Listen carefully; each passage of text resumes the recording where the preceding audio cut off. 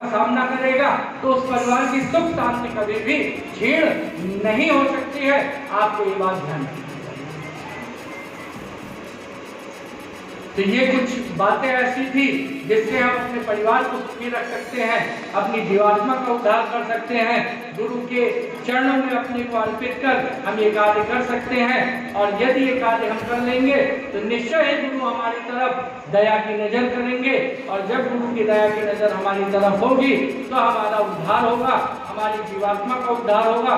और ये जो लक्ष्य और राशि में हम बार बार जन्म लेते हैं, मरते हैं, जन्म लेने के वक्त हमें कष्ट सहने पड़ते हैं, दिक्कतें सहनी पड़ती हैं, मृत्यु के समय जो यमराजों की मार हमें पड़ती है, और इस जीवन काल में जो नाना प्रकार के कष्ट हम भोगते हैं, उन सभी कष्टों से हमें मुक्ति मिल सकती है, हम अपने धाम पहुंच सकते हैं, और ये जो दिक्कत दुख तकलीफें इनसे हम छुटकारा पा सकते हैं। तो इन्हीं शब्दों के साथ मैं अपनी वाणी को विराम दूंगा, और गुरु के द्वारा जो भी संदेश आप तक पहुँचाया गया वो आपके प्रति समर्पित है, और उम्मीद है कि आप उन बातों को आत्मसात करेंगे।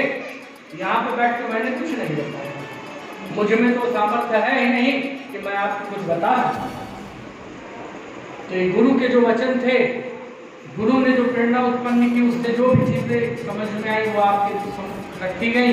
तो आप इन बातों को आत्मसात कीजिए, अपना भी कल्याण कीजिए। बड़े भैया ने खाया, हाँ खा लिया, तो वो भी खा गया, और इस प्रकार से होते करते सब खा लिए, और अंत में नंबर आता था छोटी बहू। और जब छोटी बहू ने उसको चखा तो उसने कहा अरे ये क्या हो गया।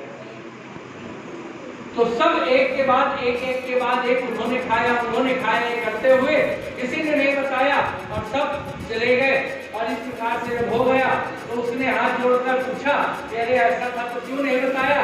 तो कहा तो बात खत्म हो गई, उसे करने का कोई मतलब नहीं, बात को खत्म की। और जब सेठ जी सोने का समय हुआ तो फिर से माता जी प्रकट हुई, और सेठ जी से कहा कि आपके घर का बाल भी बांका नहीं हो सकता है। जहाँ पर इतनी सुमति हो, जहाँ पे 4 गुना ज्यादा नमक, इतना नमक सबने खा लिया हो, उस घर में कभी कोई भी आके विघटन उत्पन्न नहीं कर सकता है। जिस घर में संस्कार अच्छे हो उस घर में कोई फूट नहीं डाल सकता है।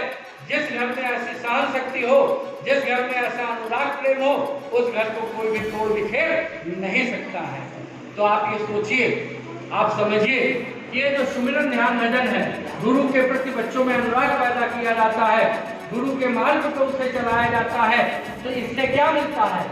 शील, क्षमा, संतोष, ये सारी चीजें आती हैं। और जब ये हमारे अंदर आती हैं, उत्पन्न हो जाती हैं, तो परिवारों में प्रेम बढ़ जाता है।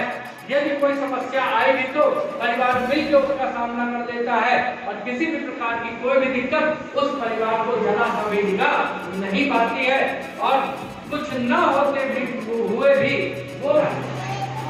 तो आपको भी समझना चाहिए, यदि हम अपने बच्चों को इस संघर्ष की नीति में लगाएंगे, यहाँ लाएंगे, यहाँ तो आपके द्वारा सेवा से भोजन बनता है।